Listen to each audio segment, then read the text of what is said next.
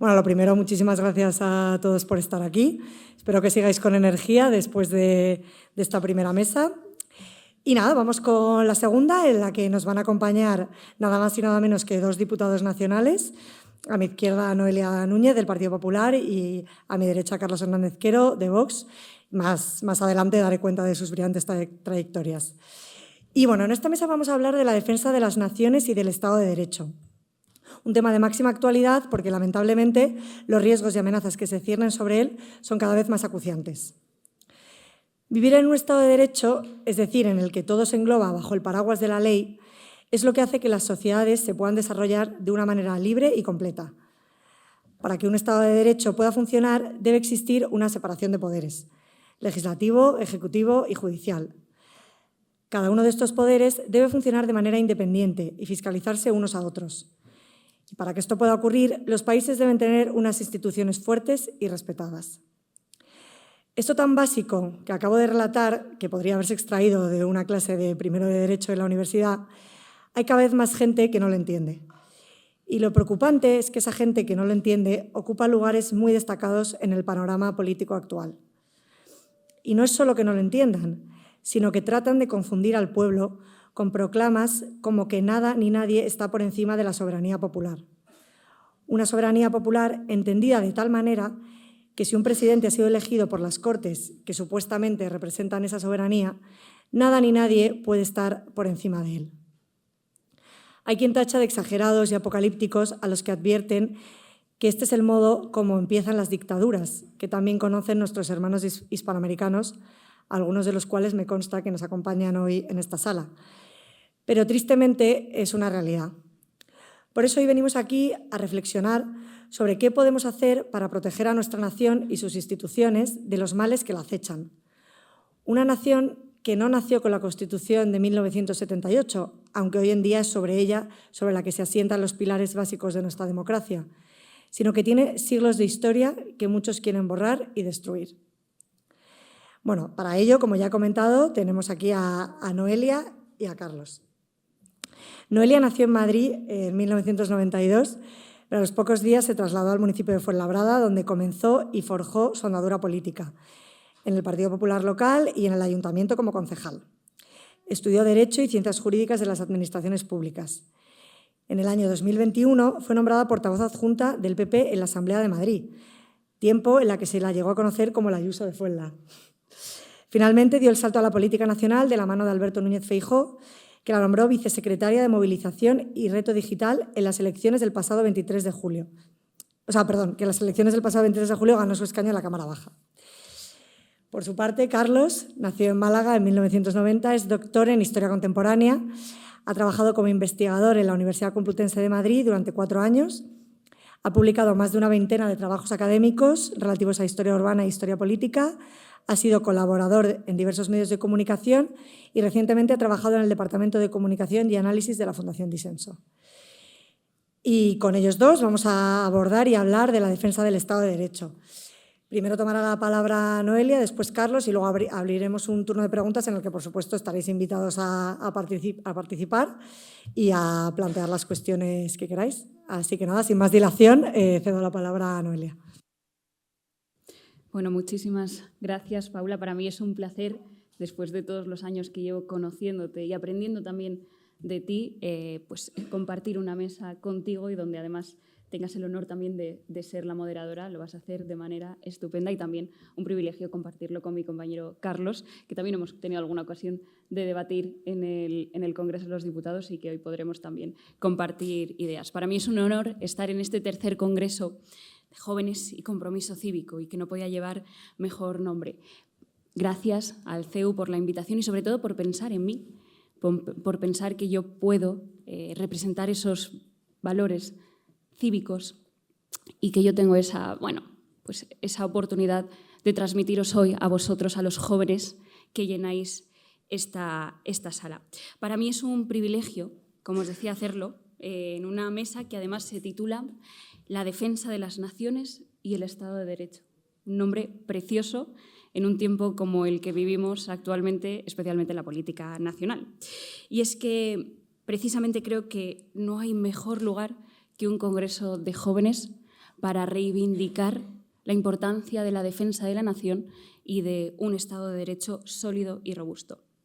Y no hay mayor defensa que vosotros, que una juventud dispuesta a ser valiente para continuar defendiendo lo que un día nuestros antepasados, nuestros abuelos especialmente, lucharon y defendieron para que nosotros tengamos lo que hoy conocemos como una democracia liberal. Y en un mundo lleno de evidentes contradicciones, pues yo voy a comenzar planteando mi intervención con una contradicción más, para intentar avivar el debate y para generar también reflexiones en todos vosotros. Estamos ante el momento más complicado para nuestro Estado de Derecho, pero sin embargo tenemos la suerte de ser contemporáneos de la etapa más próspera y más democrática de nuestro país. Contradictorio. El momento más complicado, pero la etapa más próspera. Y es que así son las democracias liberales como la nuestra. Parecen sólidas como un roble, pero son capaces de tornarse en una flor marchita en las manos equivocadas. Y es que el mayor error que puede cometer la juventud actualmente, no solo en España, en cualquier parte del mundo, es considerar que las democracias nos pertenecen por naturaleza y por derecho, y que no hay que cuidarlas ni que mantenerlas a diario, que no hay que luchar por defenderlas todos los días.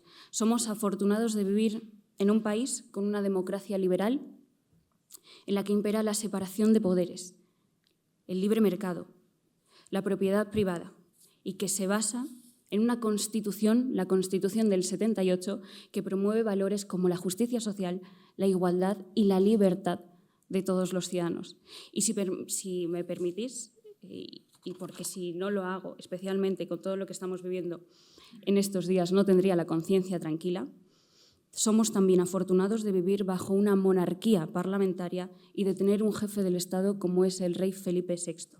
Son injustificables los ataques que se están recibiendo, especialmente de los partidos que hoy ocupan el Gobierno, pero también desde otros sectores de la política.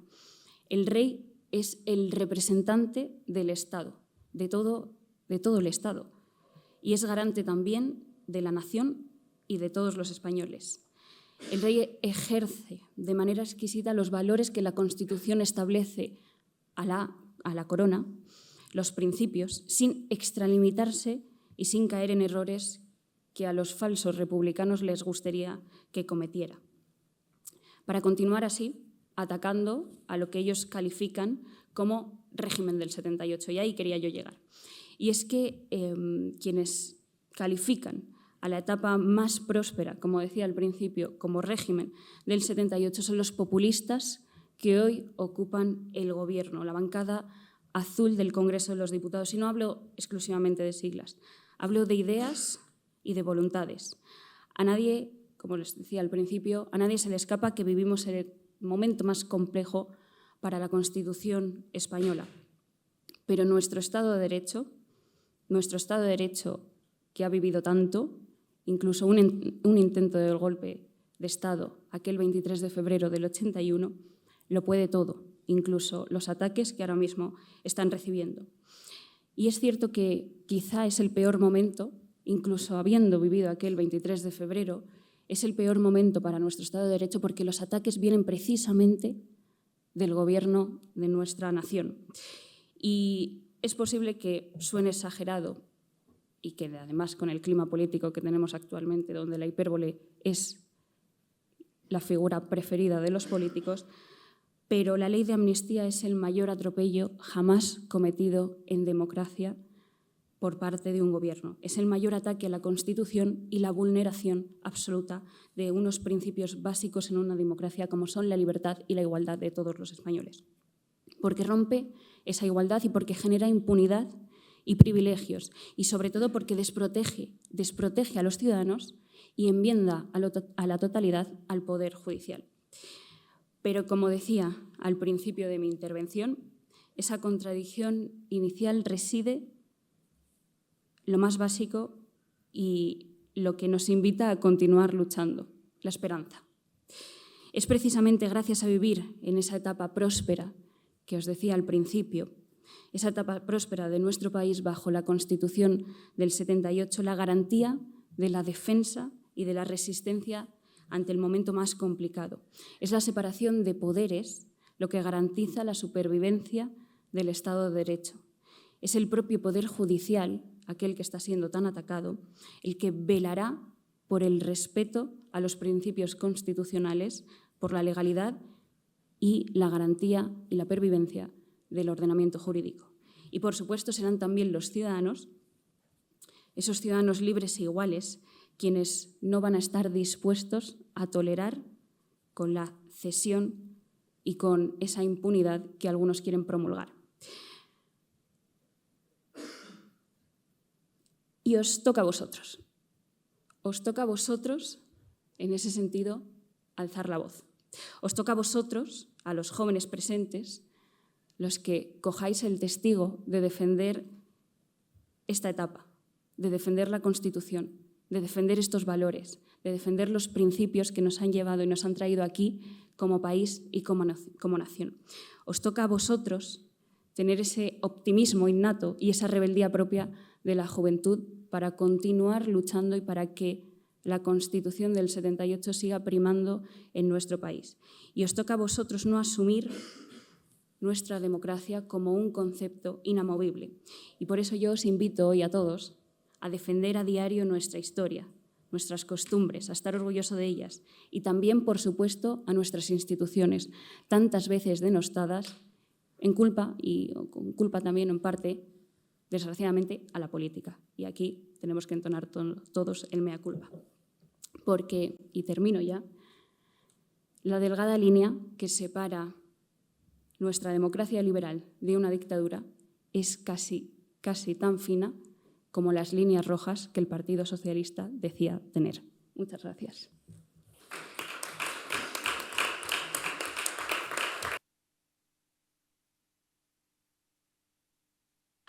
Noelia, muchísimas gracias por tu exposición. Bueno, les toca a ellos y os toca a vosotros porque sois prácticamente igual de jóvenes, sois la generación más joven de diputados en el Congreso. Sí, joder, pues, ahí estaréis. Muchísimas gracias, Noelia. Y nada, pues ahora le toca el turno a Carlos. Encantados de escucharte. Pues muy buenas tardes a todos. En primer lugar, bueno, pues dar el oportuno agradecimiento a Elio, a Fernando por esta invitación, a Paula y a Noelia, que es un gusto poder compartir con ellas esta mesa, este coloquio y que además, bueno, pues que seguramente será, si la legislatura es duradera, pues uno más de otros que tendremos y en mi caso, pues desde luego es un auténtico honor. Y quería comenzar con este agradecimiento porque para mí estar en la política es una cuestión exclusivamente de paso. Y aunque yo no me he formado en el CEU, como ha contado Paula, yo me formé en la Complutense y estuve trabajando de profesor y investigador allí, pues volver a la universidad me supone siempre pues bueno, algo que me toca en lo más profundo, ¿no? En mis afectos, y que es al final pues el volver a casa de alguna forma, aunque sea en otra universidad, pero siempre en un espacio de conocimiento y debate, intercambio, etcétera. Y además me resulta también otro motivo de agradecimiento, pues la oportunidad de hacerlo ni en un debate político en el que uno está pues con las urgencias de las elecciones inmediatas que hay, entonces tiene que encorsetar el mensaje o decir tal cosa o decir la otra, o la disciplina de voto, sino pues bueno, un espacio de libertad, tranquilo, distendido, en el que creo que más que recetas políticas pues podemos abordar reflexiones generales y en ese sentido va a ser lo que yo pueda comentar de aquí en adelante. A mí me gustaría, es verdad que el título de la sesión era suficiente cajón desastre como para que cada uno se centrara en lo que más le importaba o le tocaba, y creo que aquí, sin haberlo hablado entre Noelia y yo, pues nos hemos complementado perfectamente porque ella ha hecho mucho más hincapié en la parte pues, más puramente institucional, de defensa de las instituciones, Estado de Derecho, y mi intervención estaba pensado mucho más para la otra parte del título, para la parte de la defensa de las naciones, aunque de todas formas convergen y hay puntos de confluencia. Y bueno, pues sin más, a mí lo que me gustaría es que que nos remontáramos un poquito para atrás. Soy historiador, entonces es un deje, pero tampoco voy a hacer una cuestión que sea particularmente densa.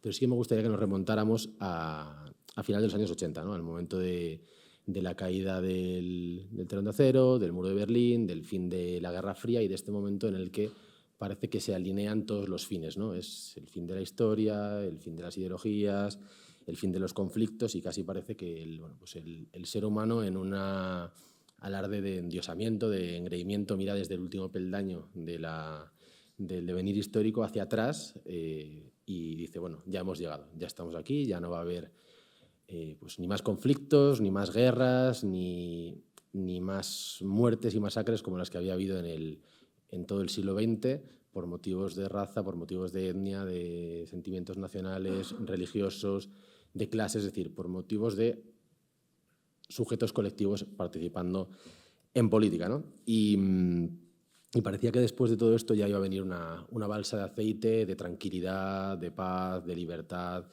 de progreso indefinido, que pues no dejaba de ser de alguna forma algo bastante ingenuo para alguien que conozca de alguna forma la historia, y también bastante ingenuo en la medida en la que se consideraba que será ya el final de todo el devenir humano, y para poder ser libres y para poder vivir en paz, todo se asentaba en dos pilares que ya parecían inamovibles. Uno era la globalización y el mundo abierto, y otro era la solidez de algunas instituciones, y es ahí donde he encontrado la forma de vincular los dos temas que hoy nos reúnen en esta sesión.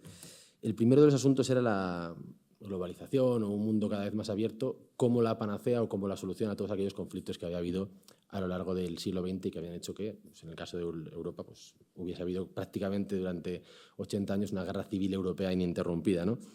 Entonces, separarnos de esos sujetos colectivos, separarnos de los lugares en los que uno estaba muy vinculado, muy arraigado y donde tenía sentimientos tribales, nacionales o religiosos, parecía una de las soluciones a largo plazo para poder acabar con este tipo de males endémicos que había tenido Europa en el siglo XIX. Al mismo tiempo, permitía también, tras el paréntesis de este siglo XX, tan conflictivo, pues permitía retomar ese sentido de la historia del progreso, ¿no? Y la globalización servía tanto para el progreso cultural, cosmopolitismo, como para el progreso económico, ¿no? El avance ilimitado de prosperidad económica para cada vez más capas sociales, que era la gran promesa del liberalismo en el siglo XX. Por tanto, la globalización iba a suponer la libertad de comerciar, de moverse, de emigrar, de viajar, de forjar una nueva cultura cosmopolita, y tenía todos los visos de ser un movimiento emancipador, liberador, y que por tanto iba a servir a las comunidades humanas, ¿no? Que son las naciones. Aquí estamos hablando de la defensa de las naciones, pues parecía que la globalización iba a ser un movimiento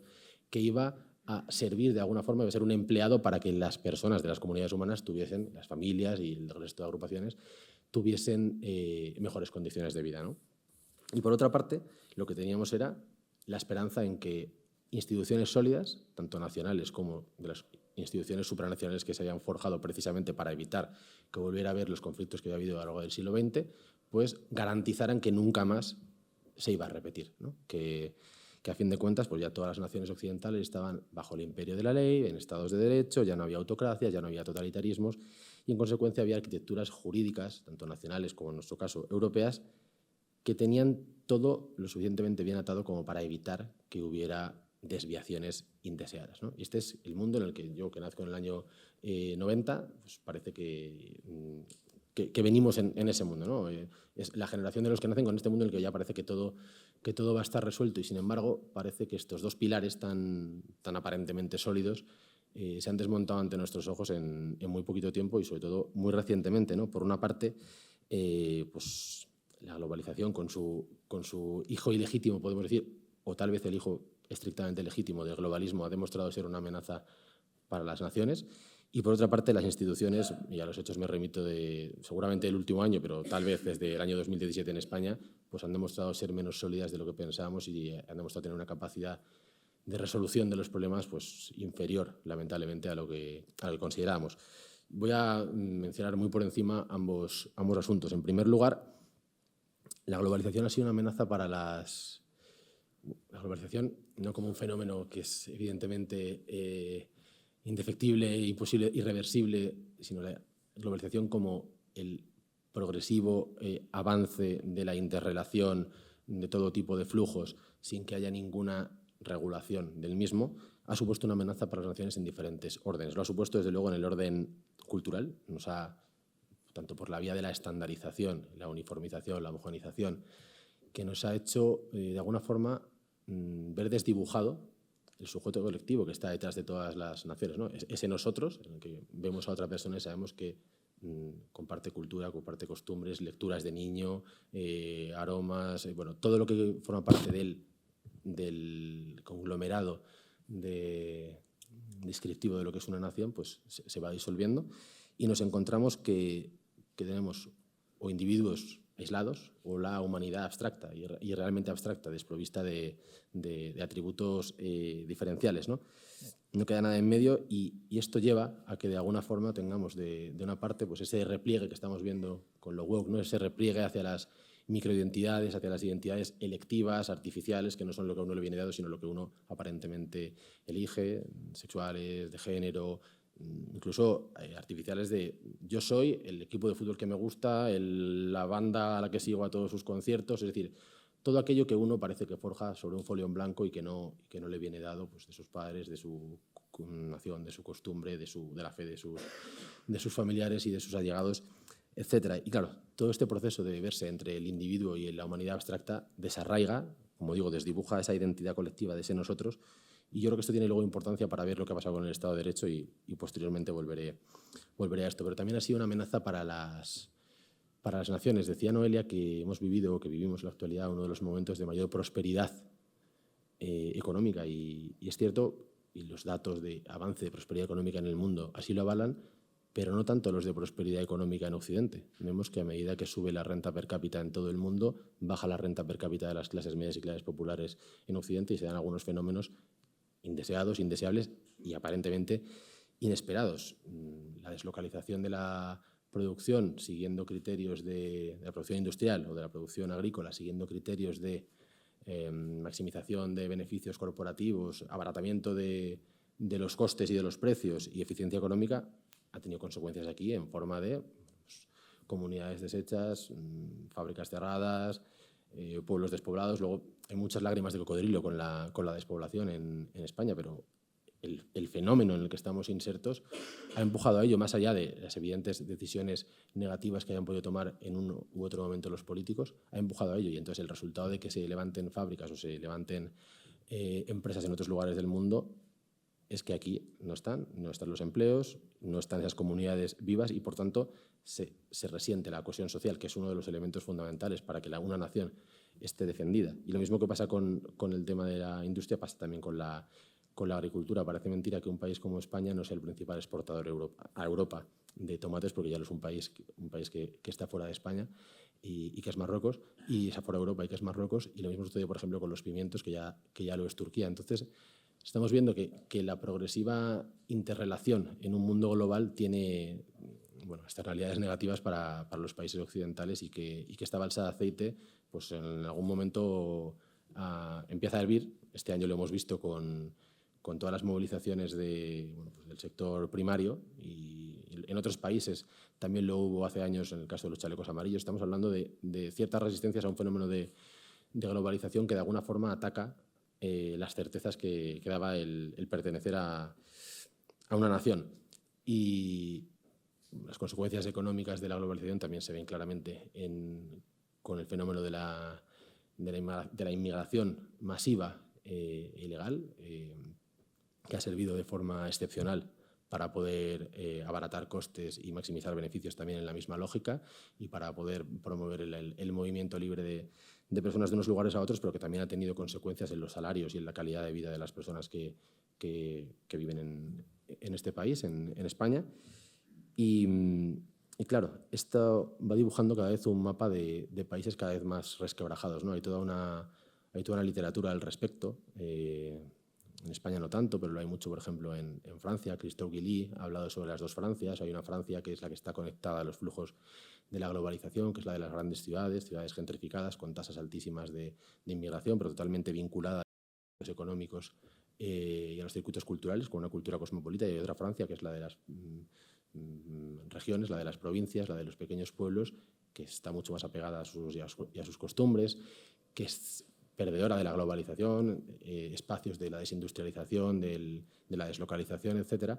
Y claro, esto nos está hablando de que ese crecimiento generalizado en todo el mundo también tiene sus víctimas o su reverso, que a veces cuando uno se lo mira desde lo macro, pues es incapaz de percibir. Y lo mismo sucede también con la inmigración, ¿no? Uno de los pilares para que poder estar hablando de comunidades humanas, tal y como las conocemos como naciones, la forma de organización humana-nación, que tiene una historia concreta, pues tiene también unos atributos, y el proceso de inmigración masiva, tal y como lo conocemos de las últimas décadas en Europa, pues también está alterando esos fundamentos y esos cimientos, y está trayendo también consecuencias bastante desagradables sobre todo para las clases medias y para las clases populares. Y el último de los elementos de la globalización que está afectando a la nación es la globalización política, ¿no? La progresiva pérdida de... ya cada vez tenemos menos las riendas de nuestro propio destino, cada vez se elige lo que pasa cerca, cada vez se elige más lejos, y sin tener en cuenta la experiencia de los que sufren lo que pasa cerca, y en consecuencia hay un deterioro, un déficit democrático, soberano, que desdibuja también lo que es la nación, ¿no? Es difícil pensar con optimismo que las naciones puedan tener un gran futuro en el panorama actual si no son capaces de dirigir, pues, su política de fronteras, su política demográfica, su política industrial, etcétera, etcétera. Y si aquel elemento que vertebraba a las naciones, que eran las clases medias, está cada vez en retroceso y con peores expectativas de vida. Entonces, por esta parte, digamos que el mito de la globalización feliz que traía o que extendía por todos los lugares bienestar, pues creo que ha quedado en entredicho, al menos para los europeos. Y los resultados electorales de la última década, la sacudida electoral desde el Brexit y la victoria de Trump de 2016, creo que es un reflejo de los descontentos o los frustrados de esa globalización feliz.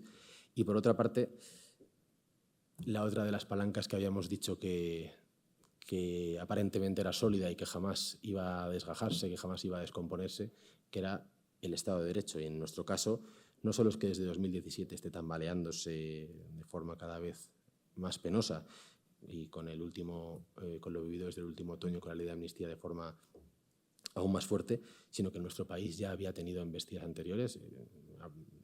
El principio de igualdad y muchos otros principios, como el de presunción de inocencia, venían rasquebrajándose también en España, al menos desde el año 2004, y se ha venido acelerando todo este proceso desde, 2004 por la Ley Integral de Violencia de Género, pero por muchas otras leyes que han ido mostrando que la retórica que había de fondo de que cada vez que hubiera una amenaza hacia la democracia o hacia la estabilidad institucional, las propias instituciones serían capaces de defenderse porque estaban los mecanismos de check and balance, los contrapoderes, etcétera, etcétera.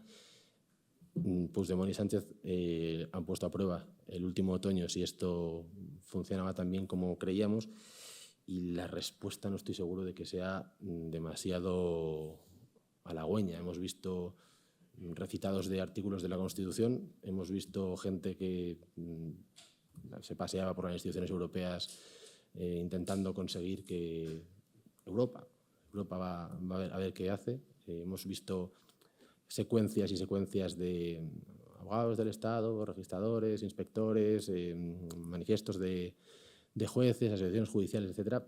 Pero lo que hemos visto es que ese Estado de Derecho que creíamos que era tan sólido que podía parar lo que consideramos algunos que es un cambio de régimen, no ha tenido la capacidad de poder hacerlo, y la ley de amnistía es su muestra más elocuente. Y con esto cierro. Ha mencionado Paula en su intervención que España era algo más que la Constitución, o que España era algo más que el 78. Efectivamente, la Constitución se fundamenta en la unidad de la nación, y la unidad de la nación es una identidad colectiva. Hemos hablado desde el principio que la globalización deshace una identidad colectiva. Hemos hablado desde el principio que la globalización deshace identidades colectivas. Lo que se tiene que oponer no solamente es, cuando se resquebraja el Estado de Derecho, no solamente es la invocación a artículos constitucionales o la espera pasiva a que los propios mecanismos del Estado se activen por sí solos, sino también la conciencia de que detrás de todos esos mecanismos hay algo que es anterior que esperemos que pueda ser también posterior, pero que desde luego es anterior y que es lo que lo fundamenta y que es esa identidad colectiva. Por tanto, para poder recuperar la fe en instituciones fuertes, habrá que tener primero identidades colectivas fuertes que informen esas instituciones. Muchas gracias.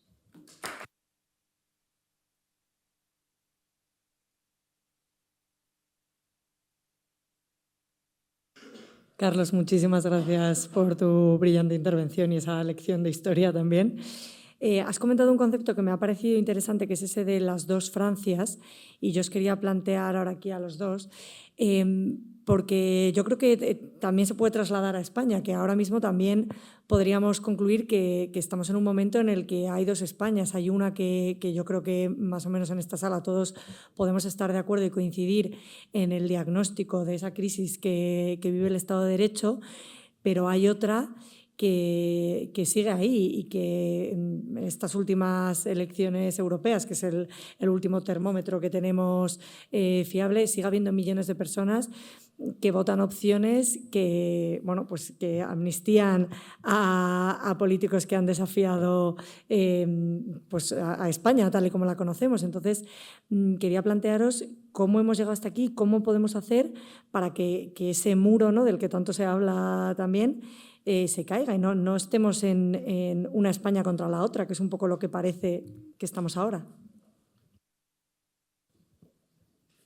Bueno, gracias, Paula. Es cierto, yo creo que vivimos en una sociedad posiblemente de lo más enfrentada desde posiblemente la Guerra Civil. Y estamos en una situación, se vive en el Congreso, y es una obviedad, la situación que se vive en el Congreso, el clima que se vive en el Congreso. Yo no he estado en legislaturas anteriores, pero sí he sido siempre muy aficionada de la política, de seguir el debate que se celebraba en las Cortes, tanto en el Congreso como en el Senado, y ese clima permanente que hay en el Congreso yo no lo he visto nunca. Y no es exclusivo de la clase política. La confrontación, la división, ese estado de enfrentamiento permanente no es exclusivo de la política. Se vive también y se palpa también en la calle, en la sociedad. Estoy convencido que alguno aquí habéis discutido fervientemente de política con alguien de vuestro entorno, incluso con vuestras familias, con vuestros amigos. Y es una pena que precisamente, además, eso se esté centrando quizá también, o se esté trasladando quizá también entre los más jóvenes, ¿no?, donde no hemos vivido otras etapas, donde no nos separaba afortunadamente nada, o pensábamos que no nos separaba afortunadamente nada, y ahora hay jóvenes que de verdad, yo me atrevería a decir, que incluso odian a otro en función de sus ideas políticas. Se vive verdadero odio al que piensa diferente. Oye, cada uno puede tener las ideas. Yo lucho y combato las ideas socialistas porque creo que son las peores que se pueden aplicar en una sociedad, pero yo no odio. Yo no vivo del odio, de la negación del contrario, de la negación de otras ideas. Yo lucho y defiendo las mías con vehemencia porque creo que son las que aplicadas generan sociedades más prósperas, generan sociedades más libres e individuos que tienen mayor capacidad de decisión y mayor control en su vida. Pero no las niego ni las califico de fango, de ultra, simplemente porque existan, ¿no? Pero desgraciadamente tenemos un presidente populista y el peligro que hay ahora mismo, que existe ahora mismo en nuestra democracia, es el populismo. Y antes pensábamos, el populismo viene de la mano de Unidas Podemos, ¿no?, que era el que pensábamos que había introducido el populismo en nuestro país. No, el populismo ahora lo representa el presidente del Gobierno, que en una sesión de control, cuando se le formula una pregunta desde la oposición, menciona 17 veces la palabra fango para no dar cuentas, para no dar cuentas de su gestión al frente de la presidencia del Gobierno. Literalmente, no es una exageración, literalmente 17 veces menciona la palabra fango. 5 veces creo que el concepto ultraderecha, y luego menciona líderes internacionales, y ahora en la última sesión de control creo que fue 5 veces al vice, si no recuerdo mal, ¿no? Ese es el principal peligro que tenemos ahora encima de la mesa, ese populismo que está atacando a las instituciones. Con lo que decía Carlos, yo no estoy de acuerdo en que sí, hemos visto que ha habido inspectores, legisladores que han hablado y que han alzado la voz y que no ha servido para nada. Yo creo que sí que sirve para algo, que la sociedad civil sea fuerte en nuestro país y levante la voz. Es que creo que la sociedad civil no puede permanecer callada, no puede. Y que ya que la sociedad civil alce la voz contra una decisión del Gobierno o de unos partidos políticos determinados en el Congreso de los Diputados y que la sociedad civil de manera uniforme prácticamente alce la voz, a mí eso me parece relevante, muy relevante. Quizá a lo mejor es cierto que frente a la aprobación de la ley de amnistía no hay un golpe de efecto que veamos, ¿no? La paralización absoluta de la ley de amnistía, claro. Es que afortunadamente nosotros sí defendemos el Estado de Derecho.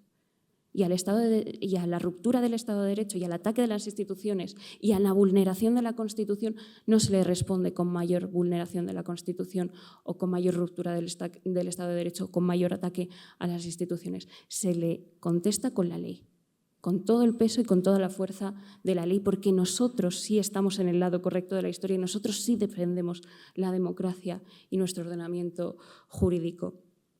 Sí que creo que la Constitución del 78, que yo defiendo que ha sido la etapa más próspera, no simplemente circunscrito desde un plano económico, creo que ha sido la etapa más próspera desde todos los niveles de libertades individuales, libertad de expresión, libertad de prensa, libertad de culto, igualdad de los ciudadanos ante la ley. Creo que es la etapa más próspera que ha conocido nuestro país como una democracia plena.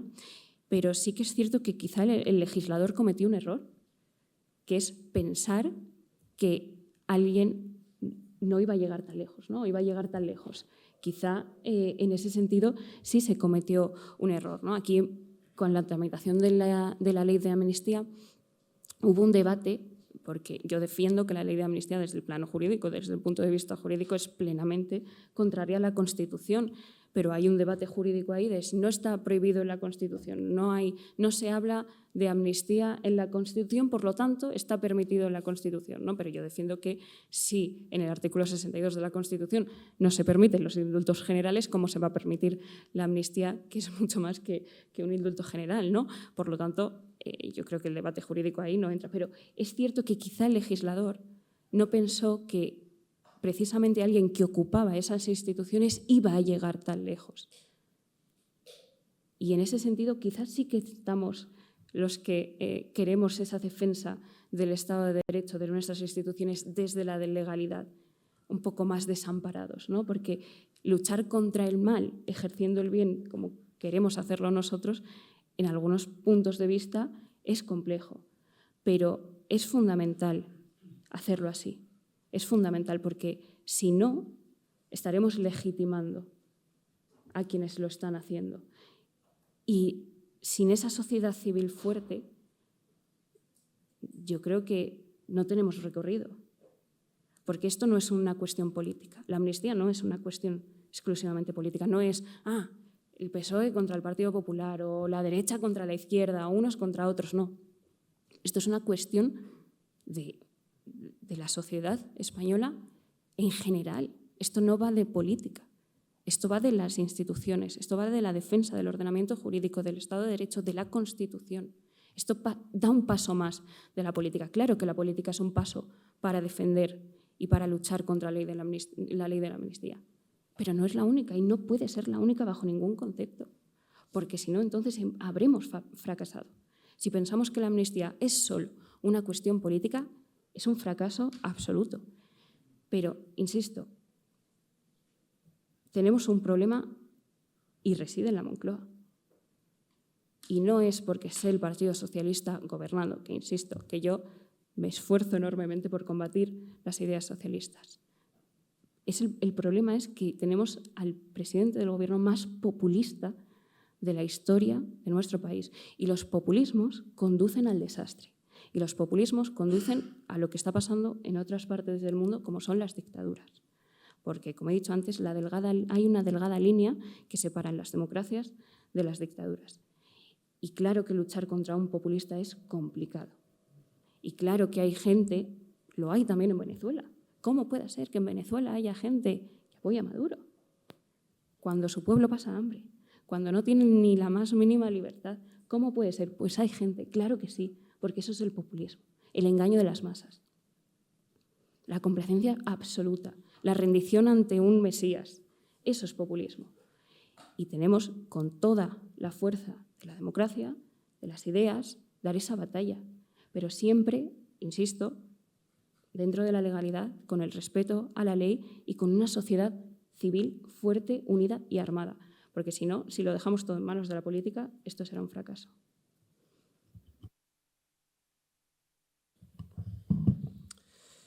Bueno, muchas cosas. No sé si irme primero a lo que preguntabas y luego volver a lo... Venga. Pues sobre la polarización. Yo creo que la polarización que vemos en la política cada vez más, la política institucional, cada vez más lenguaraz, más agresiva en los discursos, en las formas y con menos puntos de encuentro, tiene que ver con algunas de las cosas que hablábamos antes. Si se ha perdido lo que nos une con otro, que es que seamos, quien lo sea católico, el ser católico, el ser español, el ser de este sitio, el tener una cultura compartida, es decir, se va perdiendo todo aquello que es un nexo común que nos viene dado y subcontratamos nuestra felicidad a una identidad política, no a una identidad compartida que nos viene dada, sino una identidad política. Entonces, claro, uno se hace muy fan de lo suyo, uno es del Real Madrid de la política, pues uno es también de la amnistía o de la no amnistía y de la causa que sea, la vive como su propia identidad porque ha perdido lo que es ese nosotros. Entonces yo creo que hay una raíz muy importante que es lo que ha llevado a fenómenos que hemos podido ver, por ejemplo, en Estados Unidos en los últimos años, que es empresas expulsando a trabajadores por participar en mítines de Trump o por tener ideas políticas o incluso a directivos que han hecho alguna declaración controvertida en sus términos sobre la existencia de los sexos biológicos o cuestiones que puedan ser tabú. Y si uno es capaz de denunciar a otro por sus ideas políticas y si uno es capaz de desear el mal al otro por sus ideas políticas o de despedirle de una universidad o de considerar que el otro no tiene cabida en el espacio público, es porque ya se ha llegado a un nivel en la vida cotidiana de la gente corriente que permite que pase lo que luego sucede en las instituciones.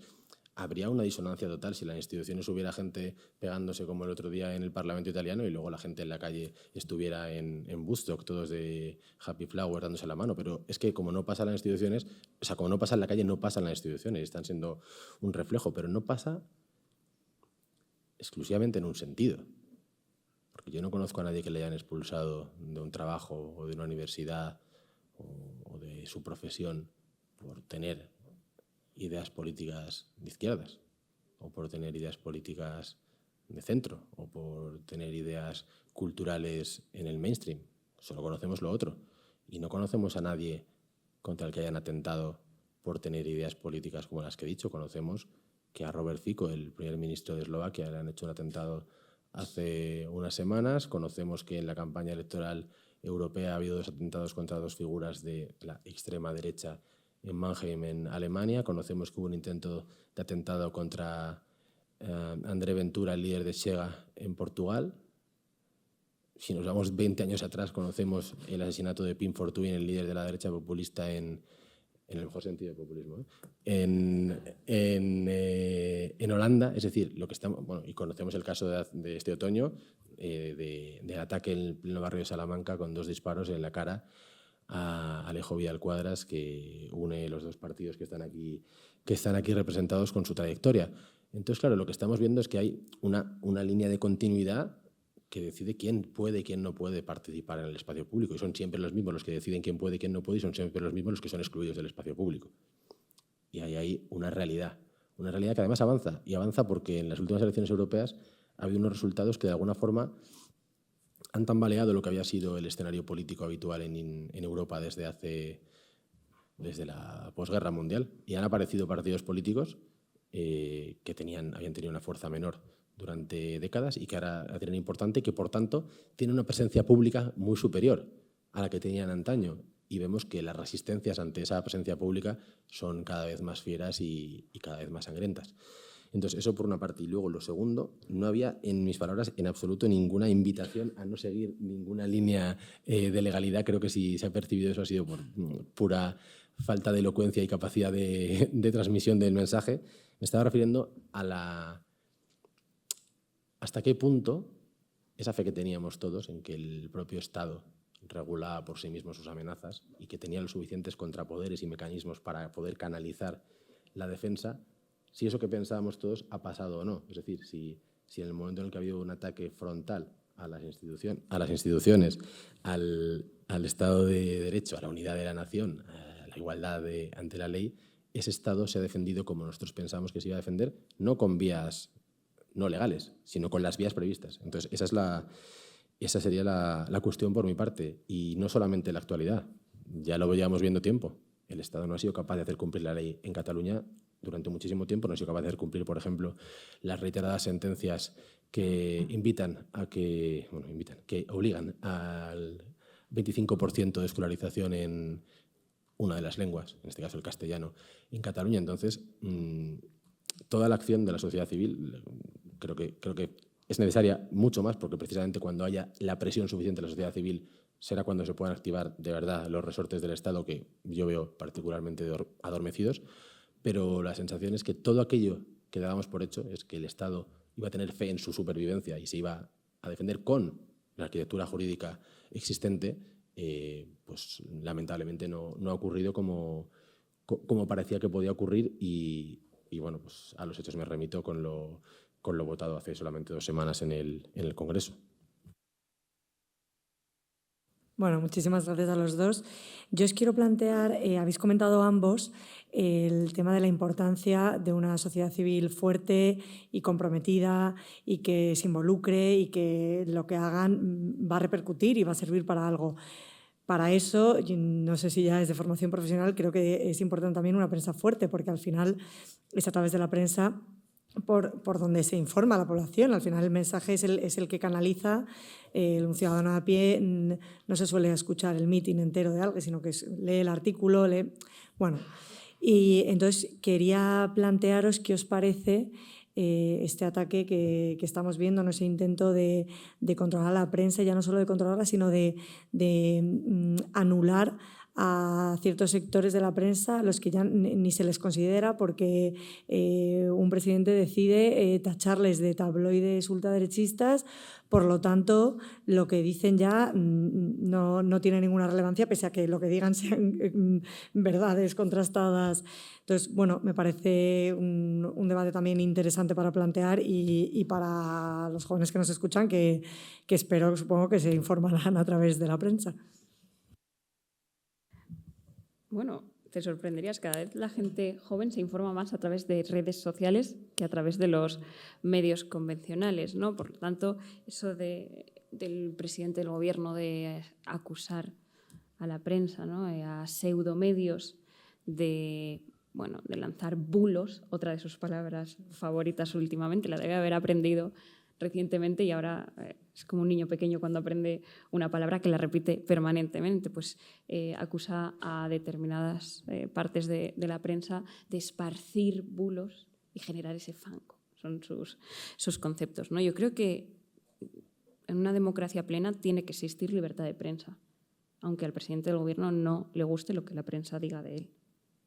Yo creo que eso es básico. Sin libertad de prensa hay un pilar que falla, porque lo estamos viendo.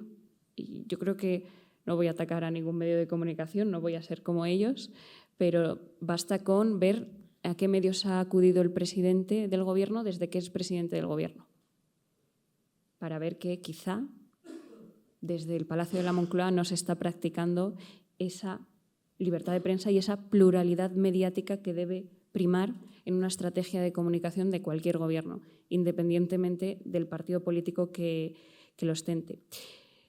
Las comparecencias de Sánchez, ¿cuántas lleva haciéndolas sin preguntas? ¿Cuántas? Incluso la después de esas vacaciones que tuvo reflexionando acerca de la vida y de lo enamorado que está, fue una comparecencia grabada, sin preguntas. ¿Cuántos medios se quejaron? Creo que la prensa está ahí para ser incómoda, o debería estar ahí para ser incómoda, porque si no, no son prensa, son activistas que funcionan como un compañero más de partido que te hace la pregunta que quieres que te hagan.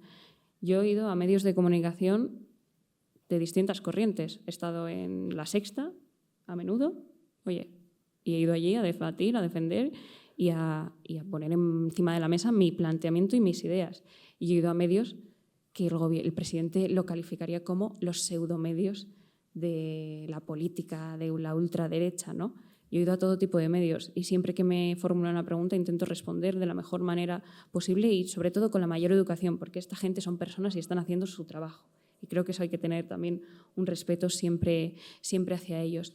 Pero desgraciadamente ellos promueven más lo que creo que la presidenta Ayuso lo ha dicho alguna vez, ¿no? Como el equipo de la opinión sincronizada, y eso no es una buena señal para detectar cómo está nuestra democracia. Porque vuelvo al concepto inicial o lo que decía anteriormente. Sin una prensa libre y una prensa incómoda, nuestra democracia está en una situación complicada y sufriendo. Y desgraciadamente vemos cierta complicidad de algunos sectores de la sociedad hacia lo que el presidente de Gobierno llama como esa ley de control de medios, cuando en Europa, por ejemplo, lo que se está apostando es por la libertad de prensa. Fijaos, el otro día en una entrevista con Inchaurrondo, Sánchez hablaba de que había una directiva europea que había que transponer para ese control de medios. No dio una. Eso sí que fue una retahíla de bulos, primero porque es un reglamento, segundo porque es de automática aplicación y tercero porque es de libertad de prensa y no de control de la prensa libre, ¿no? Pero hay cierta parte, incluso algunos colegas de Paula, hay cierta parte de la sociedad y hay cierta parte de la política y de la prensa que aplaude eso. Y lo vemos en el Congreso cuando a algunos periodistas se les quita la palabra. Siempre por parte de los partidos de la izquierda, siempre. Curioso, ¿no? Los que dicen defender tanto la libertad son los que silencian y los que responden o no a las preguntas en función del periodista que las hace y si los considera o no legítimos, ¿no? Y eso es una muestra más del camino hacia el que nos quieren dirigir y ese populismo que ahora impera en el Partido Socialista por culpa de quien está en la Moncloa, ¿no?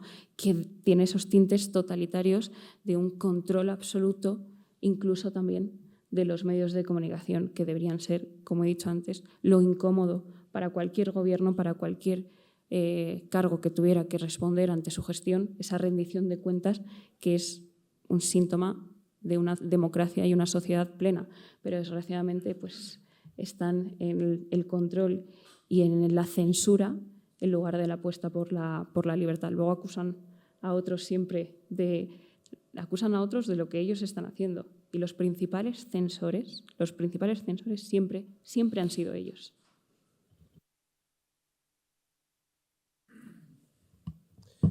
Bueno, yo fundamentalmente concuerdo con todo lo que ha estado diciendo Noelia y en consecuencia simplemente voy a añadir un par de cuestiones. Creo que la eliminación del intermediario que supone las redes sociales, perdóname Paula, no es necesariamente mala.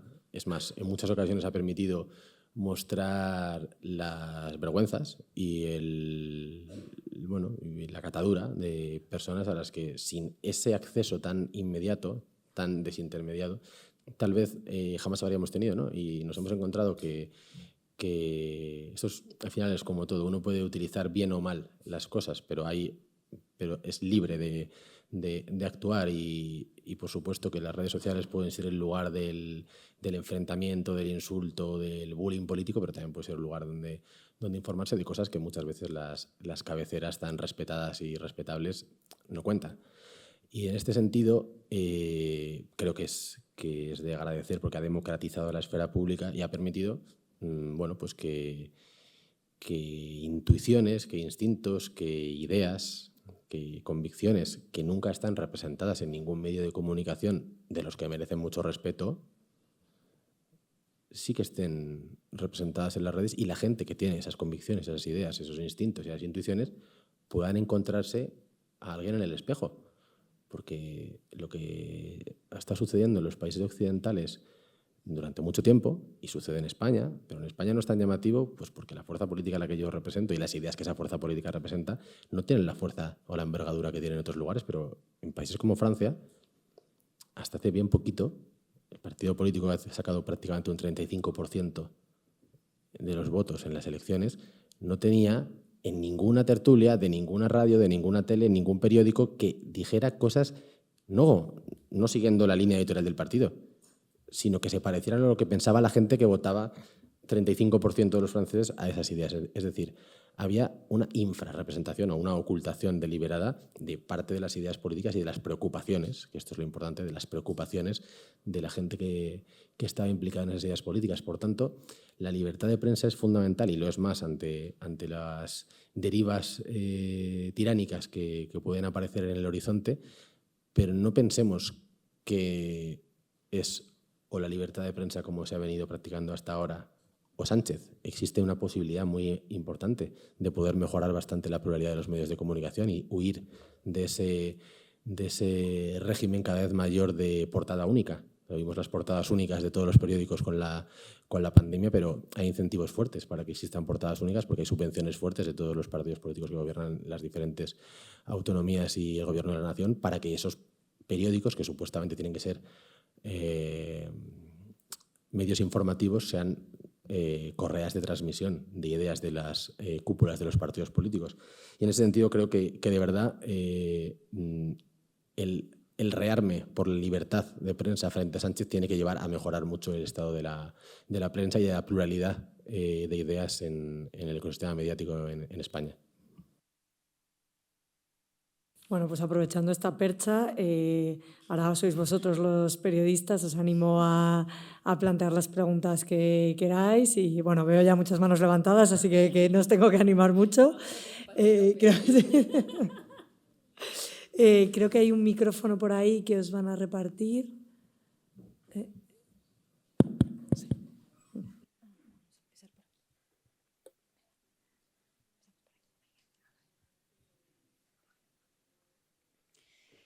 Mi nombre es María y la pregunta que estaba yo pensando está un poco alejado del tema que ahora se estaba tocando, ¿no? En la ponencia anterior se hablaba de la importancia de las palabras. Entonces, en este contexto de polarización que se ha ido hablando, ¿no? La palabra progreso, ¿es posible utilizarla a pesar de que tenga toda esa enjundia negativa? Esa es la pregunta. Muchas gracias. Yo es que nunca renunciaría absolutamente a nada, por mucho que ellos quieran adueñarse de algún concepto, pero si es que ellos representan más el regreso que cualquier progreso, lo que hay que decir es contraponer, cuando ellos hablen de progresismo, no, progresismo es el aumento de pobreza infantil, progresismo es que cada vez haya más personas que dependan del ingreso mínimo vital, progresismo es ser el país líder en desempleo juvenil de toda la Unión Europea, progresismo es de verdad ser los jóvenes que más tarde se van de Europa de casa de sus padres. Yo creo que eso no es progreso y lo que hay que hacer es quitarles esa falsa bandera de ser el gobierno más progresista de la historia. Progresista es pactar con Bildu un gobierno o tener a Junts como aliado y a la vez al PNV y a Esquerra. ¿Eso es progresismo?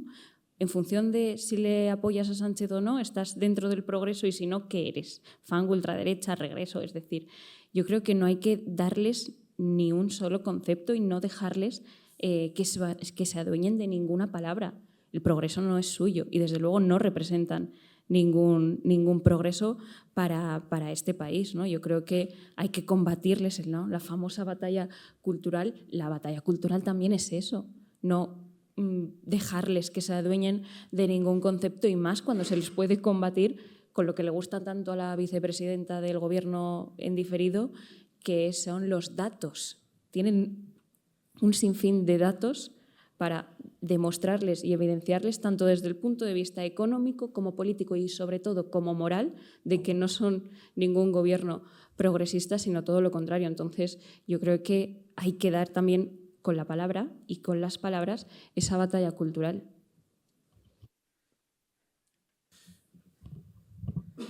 Bueno, en una línea muy parecida a lo dicho por Noelia, creo que cabría diferenciar entre progreso, que es un fin loable que creo que todo el mundo puede tener en mente como algo positivo y que diciéndolo en términos cursis de Íñigo Errejón, sería un significante flotante y cada uno le puede dar el contenido que uno desee y, por supuesto, progreso sería algo positivo, eminentemente positivo. Yo lo diferenciaría claramente de progresismo, que sí que me parece que es una cosmovisión, una manera de entender el mundo que tiene derivadas, que tiene una derivada económica, que es la del crecimiento continuo acelerado sin fin, que considera que la única forma de progresar es la destrucción creativa, y la del progresismo cultural, que sería también el objetivo final es el progresivo alejamiento de las bases, las raíces, los cimientos de lo que uno es para ser otra cosa. Entonces, diferenciaría el progreso que todo el mundo desea para sí, para sus hijos, para su hermano, para su país, del progresismo, que me parece que es una manera de entender el mundo que yo no comparto.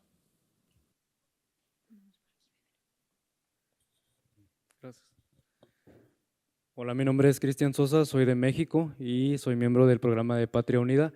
Tengo una pregunta sobre cómo promover la no polarización de la izquierda y la derecha en un sistema actual de jóvenes donde rechazan el sistema partidista pero quieren involucrarse como tal en la política y en la toma de decisiones.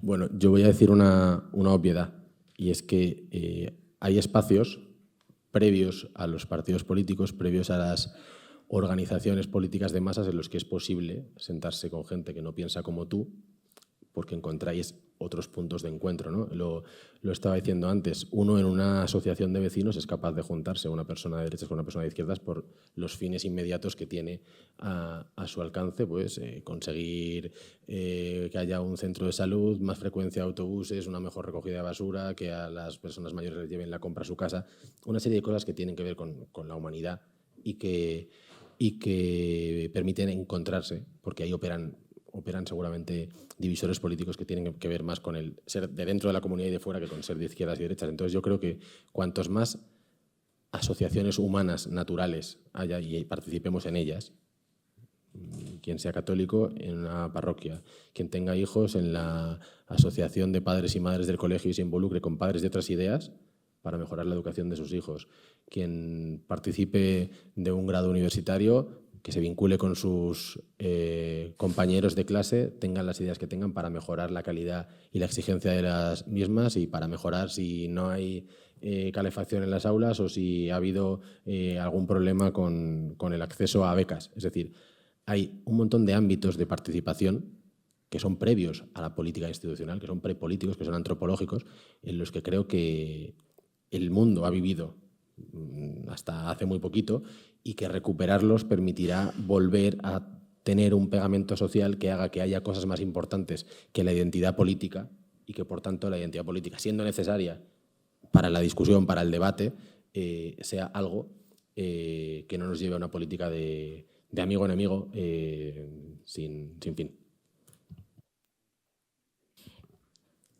Es cierto que yo considero que la visión política de izquierda o derecha es un reduccionismo absoluto de la complejidad del pensamiento político y de las ideas, ¿no? Y que fruto de la situación política que vivimos, de esa polarización, pues, y del intento de separación de la sociedad entre bandos, prima la distinción entre izquierda y derecha. Pero yo creo que debemos defender, y creo que se tiene que hacer también desde la política y también desde fuera de ella, que el encorsetamiento y el estancamiento entre dos concepciones o dos conceptos de la política es un absoluto error. ¿Qué es ser de izquierdas? ¿Qué es ser de derechas? ¿No? Creo que ahí tenemos que tener ese pensamiento crítico y esa apuesta por la filosofía, que muchas veces no se hace, para explicar que la política es mucho más que reducirlo a exclusivamente dos conceptos que además son tan difíciles de definir, ¿no? Yo me considero una persona liberal, una persona que tiene una ideología liberal y que milita en un partido político que es, según estatutos, de centro-derecha. Pero dentro de mi partido político hay personas que tienen otro pensamiento político o filosófico distinto. Hay personas que apuestan por un humanismo o que defienden un humanismo cristiano, igual que en otros partidos. Hay personas que defienden también el liberalismo y otras personas que defienden otras corrientes filosóficas, ideológicas y políticas, ¿no? Y el intentar circunscribirlo todo de una manera reduccionista a exclusivamente izquierda-derecha me parece un error absoluto, y que es verdad que fruto de la polarización, del momento político que vivimos, de la sociedad, de la inmediatez, de también la comunicación política, pues está llevando a que perdamos esa batalla de las ideas que debe darse también en la política, y al pecar de circunscribirlo todo en exclusivamente dos bandos, ¿no? Y el no haber, al final la política es el arte de ponerse de acuerdo estando en desacuerdo, ¿no? Y circunscribirlo todo a simplemente dos conceptos o dos pensamientos políticos, cuando esto es muchísimo más complejo, pues está haciendo que, yo creo que además está haciendo que la gente se le genere un rechazo absoluto a la política. Hay una desafección, seguramente todos aquí habéis dicho esa frase alguna vez, de la política no sirve para nada. Y especialmente con la gente joven ahora mismo no para de crecer la desafección política. Y puede ser también por esa falta también de pensamiento filosófico dentro de la propia política, de los propios partidos políticos, pero de toda la clase política en general, ¿no? Y yo soy una defensora de la importancia de las ideas, y de la importancia de las ideas incluso dentro de los propios bloques, ¿no? Por así decirlo. Dentro de la derecha hay una barbaridad de ideas filosóficas y políticas y morales, y dentro de la izquierda estoy segura que también. Dentro de la izquierda existe el comunismo absoluto, puedes tener la socialdemocracia, ¿no? Incluso el socioliberalismo puede entrar dentro de la izquierda. Y creo que ceñirlo solo a simplemente dos conceptos totalmente abstractos que no tengan un bagaje detrás, un análisis detrás, está haciendo un flaco favor también, pues, a cómo se entiende la política actualmente. Aquí, a mí me gustaría hacer una pregunta a raíz de algo que ha dicho Noelia cuando has empezado a hablar sobre que vivimos en la era de mayor prosperidad, pues porque tenemos la era con mayor libertad, con mayor prosperidad económica, mayor libertad de expresión. Y yo reconozco eso como bienes y entiendo que hay que ser agradecido con eso, que probablemente sean bienes que son fruto del sistema democrático. Pero por otra parte, conforme ibas diciendo eso, se me vienen a la cabeza pues datos como que España está a la cabeza de Europa en consumo de ansiolíticos, o que entre los jóvenes el suicidio es una de las primeras causas de muerte, ¿no?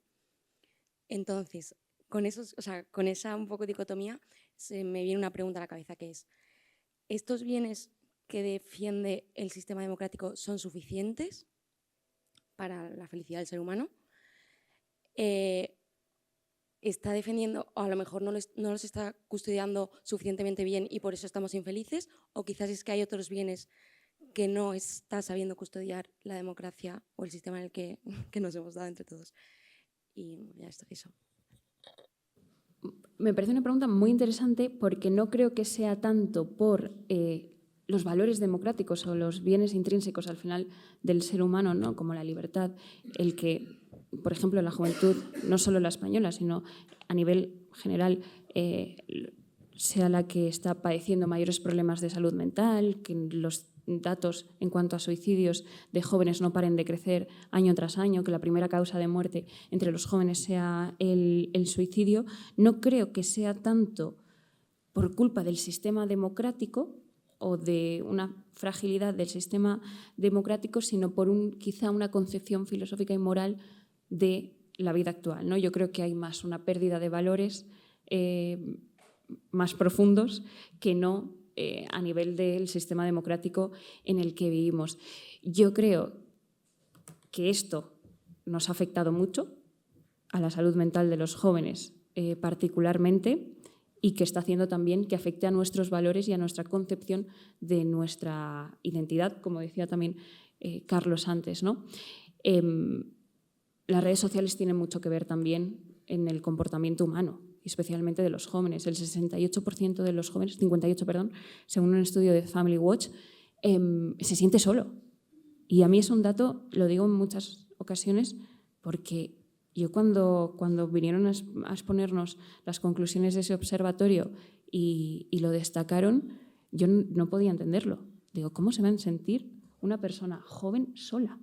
Si la época más social que tiene el ser humano quizás es la juventud. Estás en permanente contacto con personas de tu edad, en la mayoría de ocasiones de tus mismos gustos e intereses, y con esas ganas de vivir que suelen ser características de la juventud cuando estás empezando a salir, cuando estás en la universidad, es cuando más vida social tienes. Luego ya empiezas a trabajar, luego ya tienes tu propia familia y la vida social se va reduciendo y ya ese contacto con otros similares lo vas perdiendo y cada vez tu núcleo de tu entorno es más pequeño, más reducido, ¿no? Cuando eres joven es cuando tienes los amigos de la uni, los amigos del pueblo, los amigos de tal, tienes un entorno mucho más amplio, ¿no?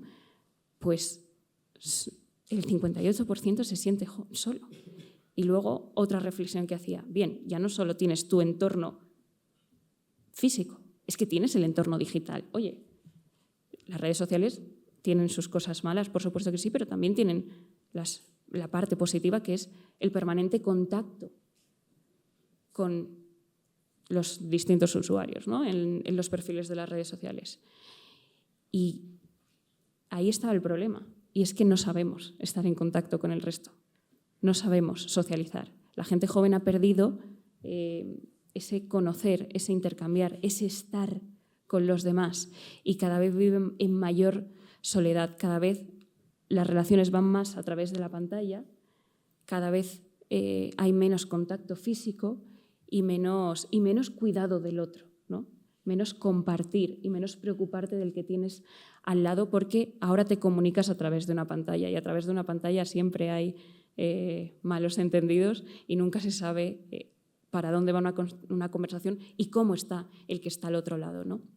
Y yo creo que esos malos datos, especialmente a nivel de salud de los jóvenes, a nivel de suicidios, no va tanto por culpa de, quizá no sea lo único que se salve, ¿no? Pero no va tanto por culpa del sistema democrático, de los valores, que hayamos perdido esos valores democráticos, sino por unos valores más morales que vamos perdiendo y por la forma en la que el ser humano está cambiando en su manera de relacionarse con sus semejantes, ¿no? Y ahí sí que creo, especialmente, y además porque es el área que llevo yo dentro del partido, ahí sí que creo que tenemos que tener un debate sobre cómo actuamos como sociedad, como una sociedad occidental además, y como país ante el reto que tenemos por delante, que es el reto de lo digital, cómo está afectando a nuestra juventud, pero también a nuestra infancia. Porque cada vez la edad media de introducir un dispositivo móvil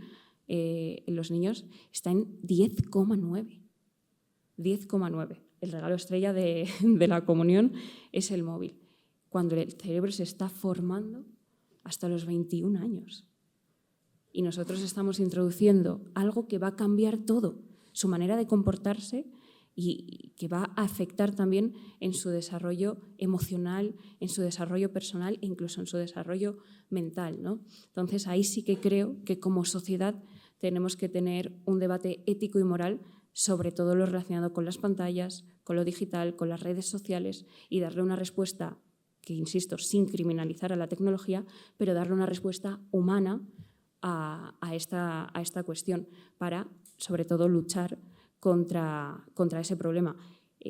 Estuve visitando la Fundación ANAR y especialmente después de la pandemia, donde es cuando mayor boom hubo de estar conectados en el entorno digital, las autolesiones en niños, no hablo ya de jóvenes o de adolescentes, en niños habían crecido de 50 casos a 800 casos al año, en niños en primaria, una auténtica salvajada. Y yo creo que ahí es, bueno, pues uno de los causantes es todo lo que va aparejado, todo el aspecto negativo que va aparejado a vivir permanentemente conectados.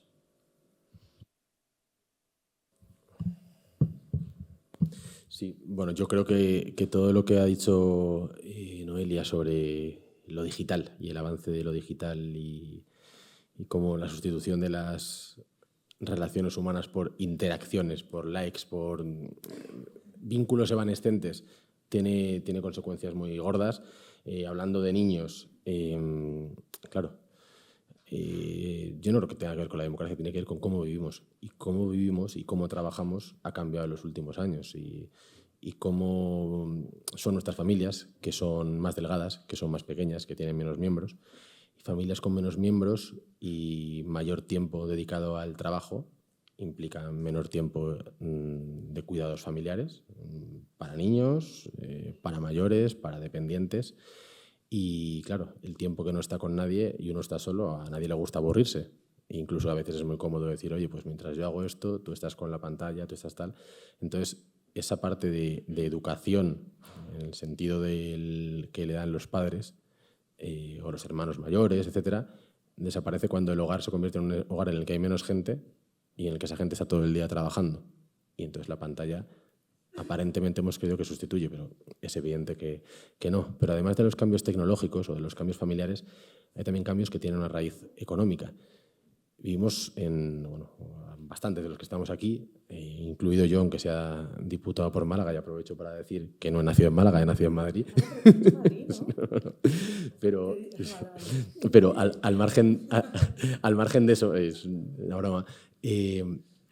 Muchos de los que estamos aquí vivimos en Madrid. Y Madrid es un lugar en el que cada vez vive más gente. Pero cada vez vive más gente que no todos han nacido en Madrid.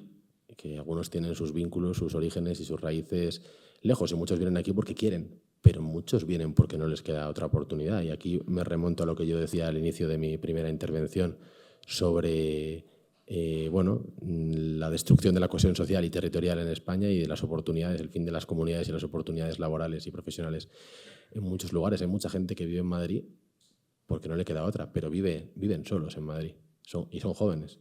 Y son jóvenes que a lo mejor ven a su abuela 2 veces al año, que es en Navidad y en Semana Santa, o 3, Navidad, Semana Santa y verano. Pueden hablar mucho por WhatsApp, pero no es la misma interacción. Y a lo mejor están todo el día con el teléfono, hablando por teléfono con su madre o con su padre, pero su madre o su padre vive a 300 o 400 kilómetros de distancia. Entonces, ahí hay una cuestión de cómo hemos organizado el modelo productivo de este país, más allá de los cambios tecnológicos y de cómo los cabalguemos. Hay una cuestión de cómo hemos organizado el modelo productivo de este país que lleva a que las familias se rompan y a que la gente viva lejos de los suyos. Y claro, cuando uno vive lejos de los suyos es fácil que se sienta solo. Y cuando uno se siente solo es fácil que le puedan pasar cosas negativas.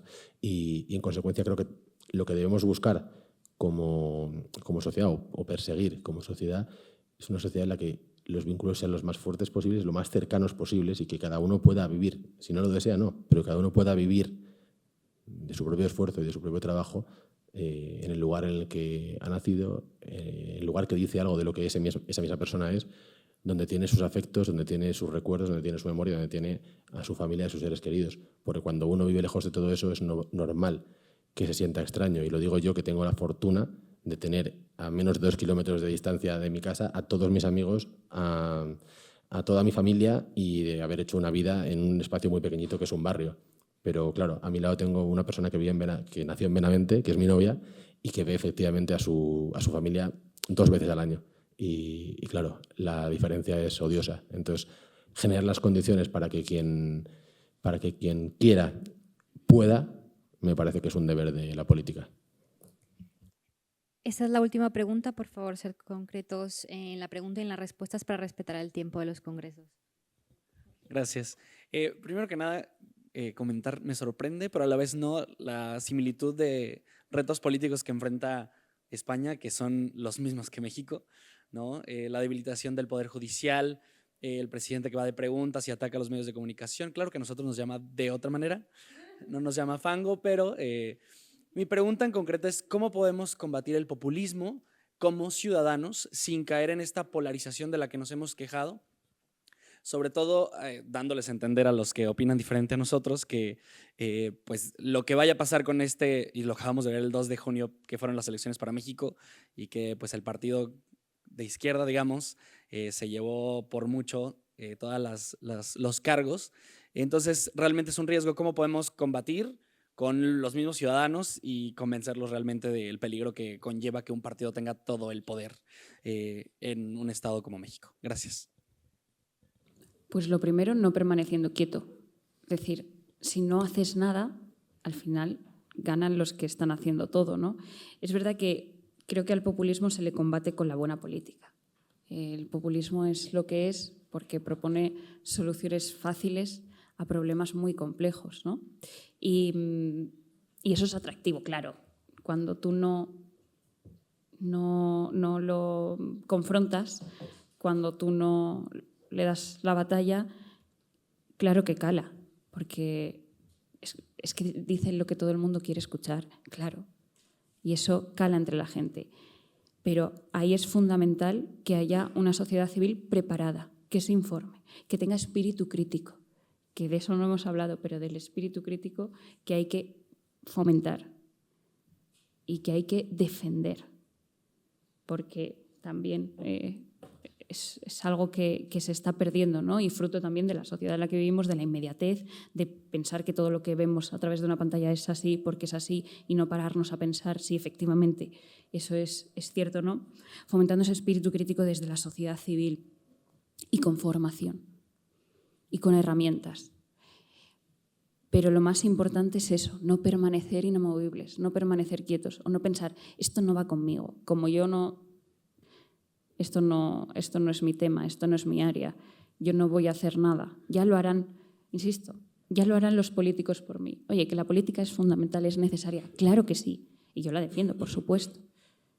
Claro que sí, claro que hay buena política, y política que está en lo que de verdad importa, en lo que los ciudadanos nos reclaman. Y claro que hay de la mala política que está en el poder por el poder, en la supervivencia personalista en lugar de como sociedad y en el rédito personal en lugar del rédito de la sociedad, ¿no? Y por eso es fundamental que no solo esté esa buena política, sino que haya una sociedad civil armada y dispuesta a dar esa batalla, porque si no, gana el populismo.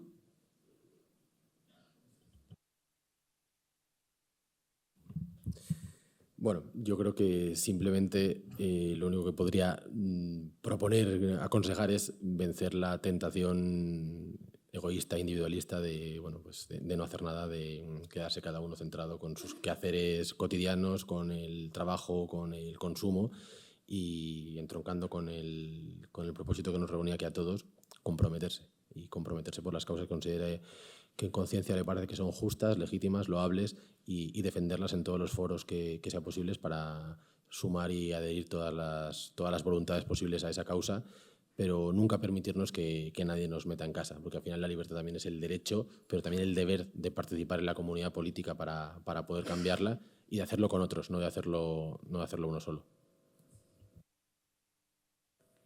Bueno, muchísimas gracias, Noelia y Carlos. Pido un fuerte aplauso para los diputados.